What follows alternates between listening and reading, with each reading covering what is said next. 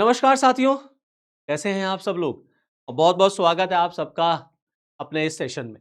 तो आज के इस सेशन में हम लोग डिस्कस करेंगे कि क्या बांग्लादेश आने वाले दिनों में इस्लामिक नाटो में शामिल होगा क्या। अभी कुछ दिन पहले आपको याद होगा मक्का डिक्लेरेशन बहुत चर्चा में था, है ना। इस्लामिक नाटो, मुस्लिम नाटो। अगस्त 7 अगस्त को मक्का डिक्लेरेशन साइन हुआ है, जिसमें टर्की, पाकिस्तान, सऊदी अरेबिया, ये तीनों कंट्रीज ने मिलकर के दरअसल एक नाटो जैसा ग्रुप बनाया है। अब देखिए, ये तो ग्रुप बना।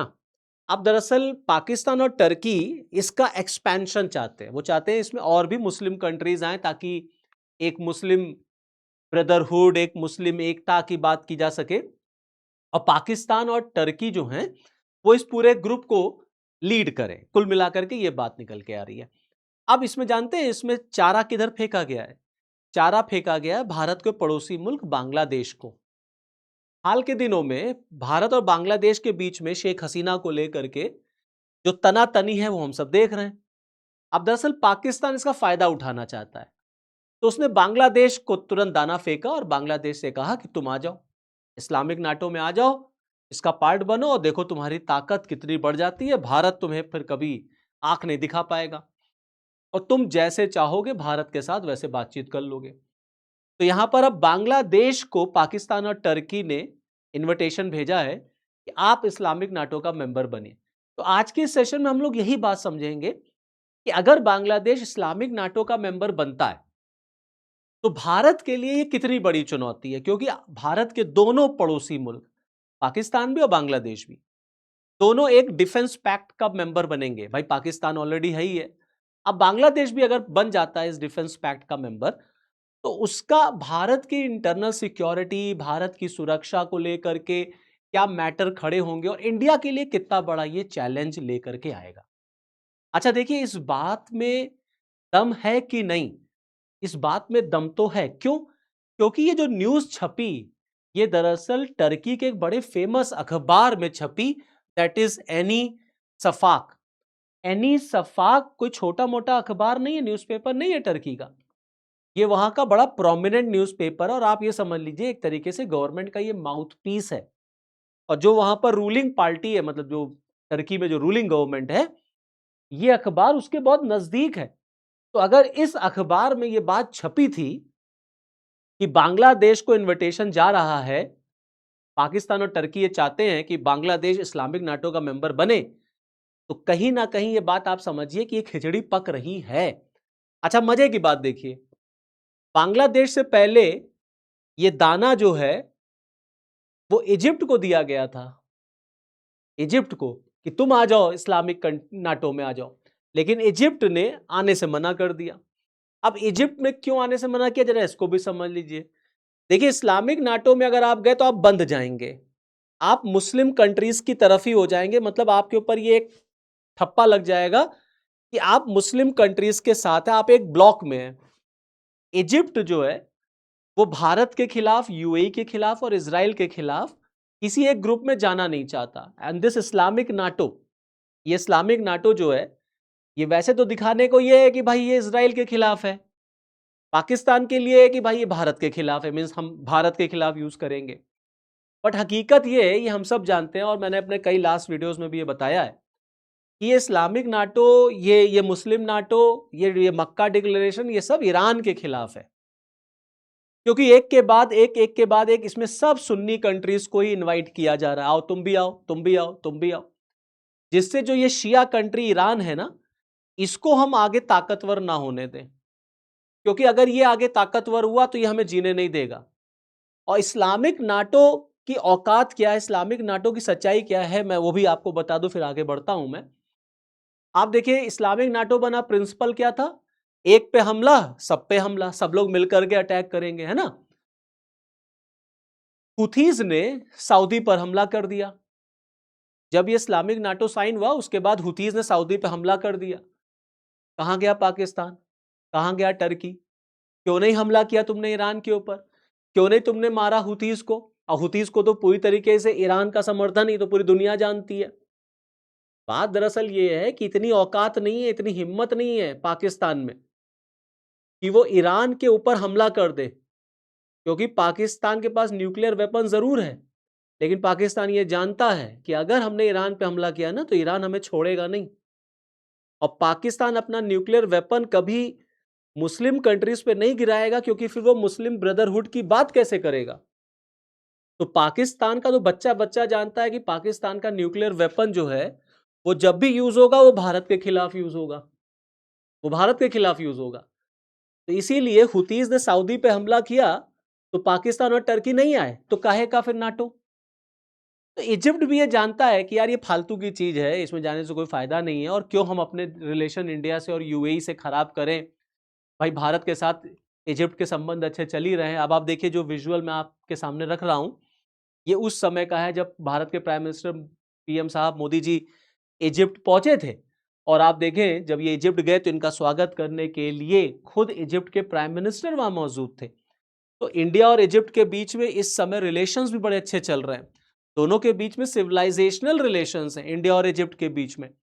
तो क्यों हम ऐसे रिलेशंस को खराब करें भाई, और सिर्फ इसलिए कि हम इस्लामिक नाटो का मेंबर बन जाएं। तो इस्लामिक नाटो का मेंबर बन के हमें क्या मिलेगा, और कोई मदद करने के लिए नहीं आएगा, यह भी मैं आपको बात बता दूं। क्योंकि इन सारे देशों के अंदर अपनी पर्सनल राइवलरी भी है।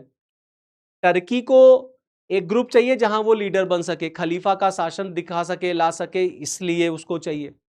सऊदी को अपने आप को लीडर बनाना है भाई, उसके क्या मक्का मदीना है, तो वो अपने आप को दिखाना चाहता है मुस्लिम वर्ल्ड का लीडर। पाकिस्तान को क्या मिलेगा? पाकिस्तान को कुछ नहीं मिलेगा सिवाय इसके कि वो सऊदी से थोड़ा बहुत पैसा ले सकता है, बस दैट्स इट। ना पाकिस्तान सऊदी की हेल्प के लिए जाएगा, ना सऊदी पाकिस्तान के लिए हेल्प करने आएगा। टर्की भी नहीं आएगा। वो अलग बात है कि हाल के दिनों में हमने देखा कि टर्की और पाकिस्तान के बीच में थोड़े से संबंध बने, ऑपरेशन सिंदूर में हमने देखा। इधर टर्की बांग्लादेश के साथ भी अपने रिलेशंस को बिल्डअप कर रहा है। आप देख सकते हैं हमारे पीछे ये इमेज जो लगी हुई है, बांग्लादेश टर्की डिफेंस कोऑपरेशन को लेकर के टर्की के जो फॉरेन मिनिस्टर हैं वो पहुंचे थे बांग्लादेश। वहां के प्राइम मिनिस्टर तारिक रहमान साहब से मुलाकात की उन्होंने, और दोनों लोगों ने मिलकर के डिफेंस कोऑपरेशन पर ज्वाइंट प्रोडक्शन कैसे किया जाए इस पर आगे बातचीत की। तो टर्की जो है पाकिस्तान और बांग्लादेश के साथ अपने रिलेशंस को इस समय थोड़ा सा इंप्रूव कर रहा है। हाँ, ये जरूर भारत के लिए एक चिंता का यहां पर विषय है, क्योंकि हमने पिछले कई दिनों में टर्की का एंटी इंडिया स्टैंड देखा है, चाहे वो कश्मीर का मैटर हो, चाहे वो ऑपरेशन सिंदूर का मैटर हो। तो अगर टर्की पाकिस्तान और बांग्लादेश में आता है तो जाहिर सी बात है भारत के लिए थोड़ा सा ये चिंता का विषय लेकर के आएगा, क्योंकि टर्की का भी जो डिफेंस इंडस्ट्री है वो ठीक ठाक है।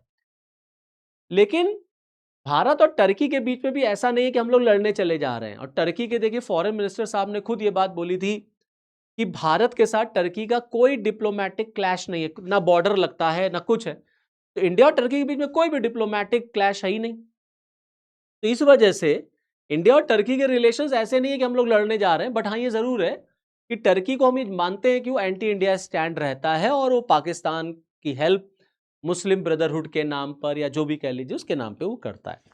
अब आप देखिए इजिप्ट की जरा लोकेशन भी आप देख लीजिए। ये है इजिप्ट, ओके, अफ्रीका का एक देश है, मेडिटेरेनियन सी से बॉर्डर बनाता है, बगल में इसके रेड सी है, स्विस कैनाल इसी के अंडर आता है। ये है रेड सी, ओके। ये सऊदी अरेबिया है, ये इजराइल है, बॉर्डर बनाता है, ठीक है। तो टर्की नहीं चाहता, इजिप्ट नहीं चाहता कि वो इजराइल के साथ इतने रिलेशन खराब कर ले कि कल को इजराइल उसके ऊपर हमला कर दे। प्लस इजिप्ट को ये लोग इसलिए लाना चाहते थे क्योंकि जो रेड सी है ना, यहां पर हुथीज का बड़ा जबरदस्त दबदबा है ना। सऊदी अरेबिया को बहुत परेशान करते हैं हुथीज। तो अगर इजिप्ट आ जाता तो थोड़ा सऊदी की ताकत बढ़ जाती, भाई सऊदी हो जाता, पाकिस्तान हो जाता, टर्की हो जाता, इजिप्ट हो जाता। लेकिन इजिप्ट आया नहीं। तो अब इजिप्ट नहीं आया तो इन लोगों ने पासा पलट दिया, इन लोगों ने कहा बांग्लादेश को ले लो, क्योंकि इंडिया और बांग्लादेश के रिलेशंस थोड़े से समय खराब चल रहे हैं। तो पाकिस्तान ने कहा ऐसा करो बांग्लादेश को ले आओ।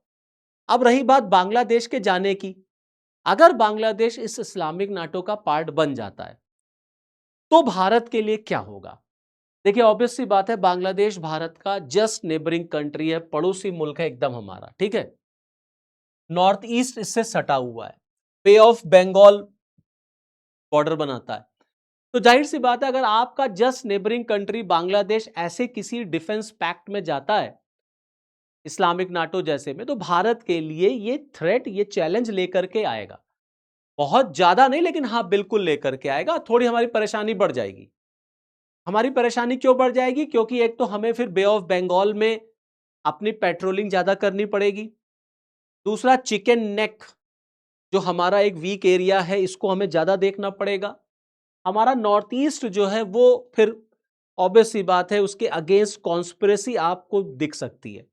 क्योंकि आप देखें, अगर बांग्लादेश इसका मेंबर बनेगा तो बांग्लादेश में पाकिस्तान का इंटरफेरेंस होगा, चाइना का इंटरफेरेंस ऑलरेडी है ही है।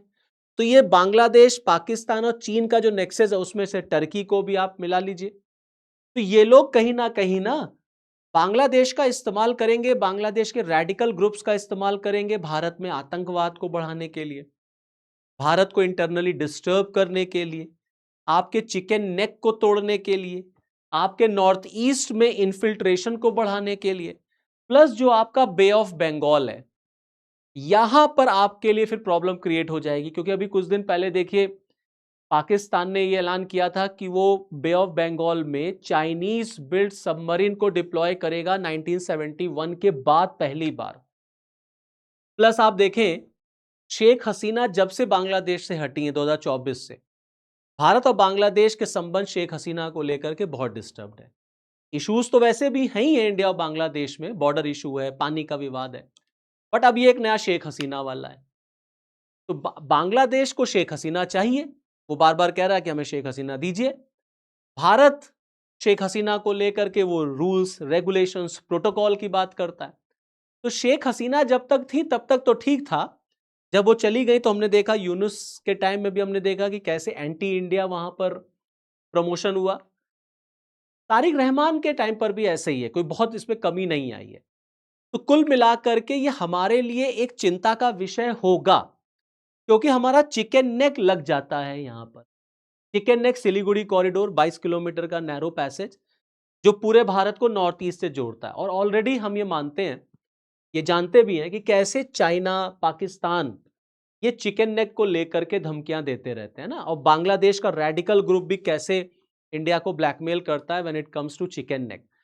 तो कुल मिलाकर के अगर आप देखें तो ये सिलीगुड़ी कॉरिडोर जो है हमारा, इसके लिए हमारे लिए थ्रेट पैदा हो जाएगा। ठीक है, जो पाकिस्तान का रेडिकल ग्रुप है, आईएसआई का इंटरफेरेंस बांग्लादेश में ज्यादा होगा। बांग्लादेश के रेडिकल ग्रुप्स पाकिस्तान के साथ मिलेंगे, ये लोग मिलकर के नॉर्थ ईस्ट में रेडिकल फंडामेंटलिस्ट को प्रमोट करेंगे, मिलिटेंसी को प्रमोट करेंगे। तो ये हमारे लिए एक इशू बन जाएगा। फिर मैंने आपको बताया, बे ऑफ बंगाल में पाकिस्तान अपना वहां पर सबमरीन उतार सकता है, अपने शिप्स वहां पे भेज सकता है। तो बे ऑफ बंगाल में हमको पेट्रोलिंग ज्यादा करनी पड़ेगी, हमारे ऊपर प्रेशर बिल्डअप हो जाएगा, हमारी नेवी के ऊपर प्रेशर बिल्डअप हो जाएगा। प्लस अभी भारत को ज्यादातर टू फ्रंट पर ज्यादा फोकस करना पड़ता है, one on the Pakistan and second on the China. अगर बांग्लादेश इसमें चला गया तो अब हमारे लिए थ्री फ्रंट ओपन हो जाएगा कि भाई पाकिस्तान पूरी तरीके से बांग्लादेश में बाहर आए, तो हमें अब बांग्लादेश पर भी और ज्यादा फोकस करना पड़ेगा, उस एरिया पर और ज्यादा सिक्योरिटी लगानी पड़ेगी और ज्यादा ध्यान देना पड़ेगा। तो जो टू फ्रंट था वो दरअसल बदल करके थ्री फ्रंट हो जाएगा। तो कुल मिलाकर के इस तरीके की चुनौतियां आपको आने वाले दिनों में देखने को मिलेंगी।